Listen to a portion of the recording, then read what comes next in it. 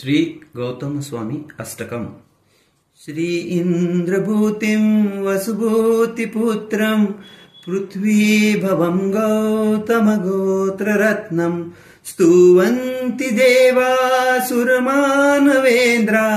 स गौतमो यच्छतु वाञ्छितं मे।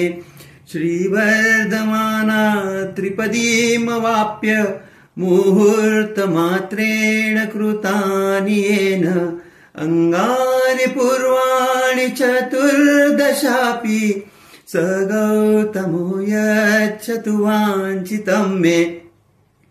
श्रीवीरनाथेन पुरा प्रणीतं मन्त्रं महानन्दसुखाय यस्य ध्यायन्त्यमि सूरिवरा समग्रा स गौतमो यच्छतु वाञ्छितं मे।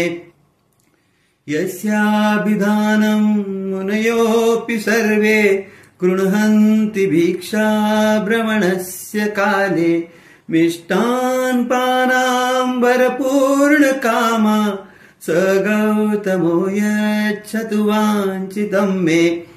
अष्टपदाद्रौ गगने स्वशक्त्या ययोजिनानां पदवन्दनाय निशम्य तीर्थातिशयं सुरेभ्यः स गौतमो यच्छतु वाञ्छितं मे।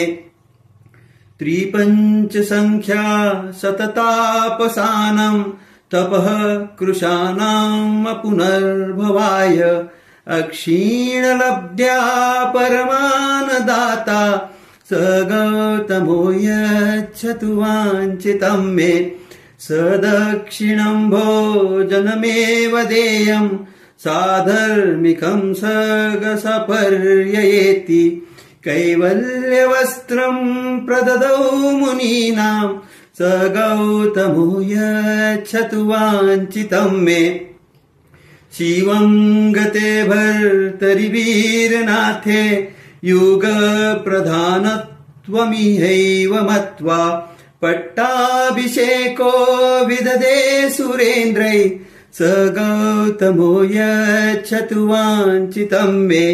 त्रैलोक्यबीजं परमेष्टिबीजं सज्ञानबीजं जिनराजबीजं यन्नामचोक्तं विददाति सिद्धिं स गौतमो यच्छतु वाञ्छितं मे।